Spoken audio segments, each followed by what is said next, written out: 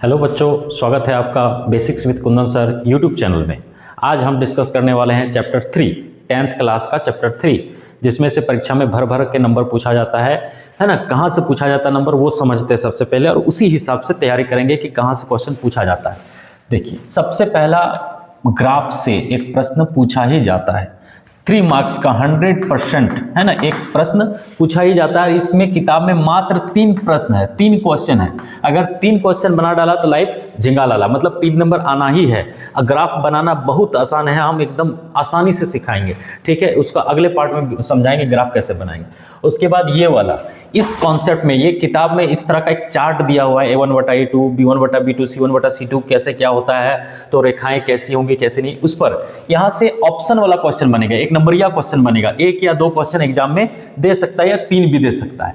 उसके बाद पार्ट 3 जो होगा वो एक्सरसाइज 3.2 का 1 नंबर में जो क्वेश्चन 2 समीकरण दिया रहेगा, उसमें x और y का वैल्यू निकालना रहेगा। उसको हम लोग विलोपन विधि से बनाएंगे, बहुत आसानी से बनेगा, एकदम धाए धाए क्वेश्चन बनेगा। तो आज हमारा जो आज का क्लास जो हम करने वाले हैं वो इस टॉपिक पे करने वाले हैं, ठीक है। अब हम देखते हैं अगला टॉपिक क्या है। टॉपिक मेरा ये है, देखिए ये डाटा, अगर ये डाटा आप याद कर लिए तो 2 या 3 मार्क्स कहीं नहीं जाने वाला है, ठीक है। बहुत ही इंपॉर्टेंट है ये। देखिए A1/A2 not equal to B1/B2। प्रश्न ये उठता है कि सर A1 क्या है, B1 क्या है, B2 क्या है, ठीक है। तो इसको समझते हैं। जैसे चैप्टर का नाम क्या है, 2 चर वाले रेखिक समीकरण युग्म। युग्म मतलब क्या होता है, जोड़ा। मतलब यहाँ समीकरण कितना देगा, 2 समीकरण देगा, ठीक है। रेखिक मतलब पावर में क्या बताए थे पिछला क्लास में कि पावर 1 रहेगा तो उस तरह के समीकरण को क्या कहेंगे, रेखिक समीकरण कहेंगे। 2 चर, चर किसको बोलते हैं, चर पद बोलते हैं, जिसमें x y z ये सब लगा रहता है, a b c d लगा रहता है, उसको चर पद कहते हैं। तो अब देखिए, जो x के साथ जुड़ा हुआ रहेगा पहला समीकरण में वो क्या हो जाएगा, a1।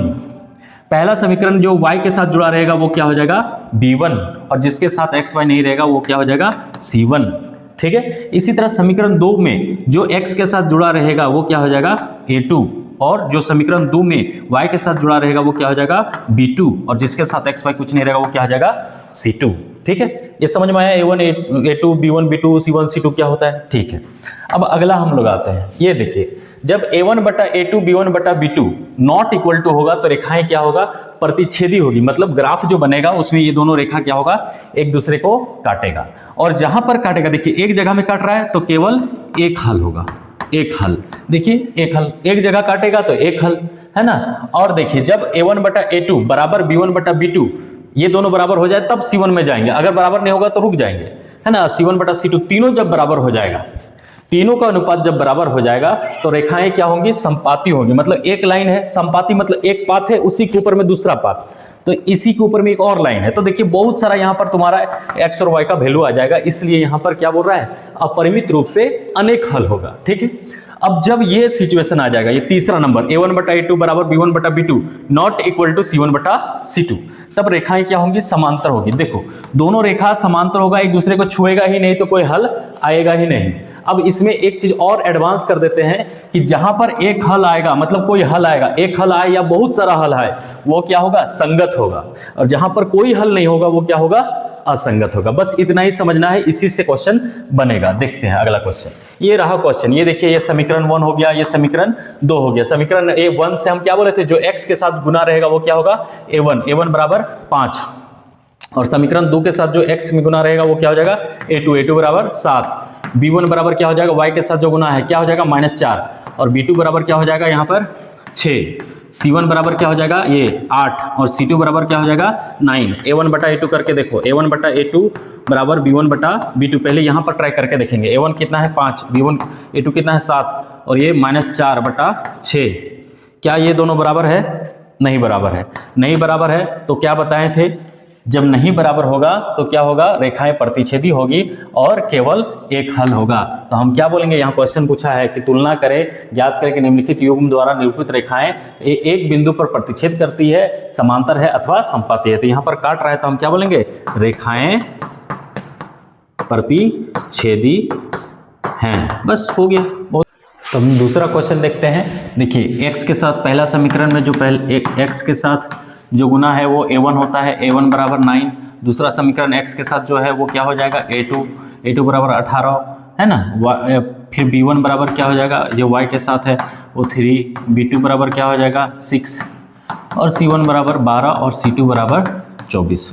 तो A1 बटा A2 बराबर B1 बटा B2 चेक करते हैं, तो ये 9 बटा 18 और ये 3 बटा 6 काटेंगे तो 9 के 9, 9 दूनी 18 आ रहा है क्या 1 बटा 2, और यहाँ भी 3 के 3, 3 दूनी 6, तो यहाँ भी आ रहा है 1 बटा 2, मतलब ये दोनों बराबर हुआ। तो C1 वाला भी चेक कर लेंगे, C1 बटा C2, तो C1 क्या है 12 बटा 24, 12 के 12, 12 दूनी 24, यहाँ भी 1 बटा 2। देखिए तीनों बराबर हो गया। जब तीनों बराबर हो गया तो हम क्या बताए थे, देखिए तीनों जब बराबर हो जाता है तब रेखाएं संपाती होगी, अपरिमित रूप से अनेक हल होगा और संगत होगा। देखो संपाती कहने का मतलब एक लाइन है, उसी के ऊपर दूसरा लाइन होगा, तो देखिए बहुत सारा x और y का वैल्यू निकल के आ जाएगा। ठीक है, तो हम बोलेंगे क्या, रेखाएं संपाती होंगी, है ना, अनेक हल होगा, अनेक हल होगा और संगत होगा। क्या होगा,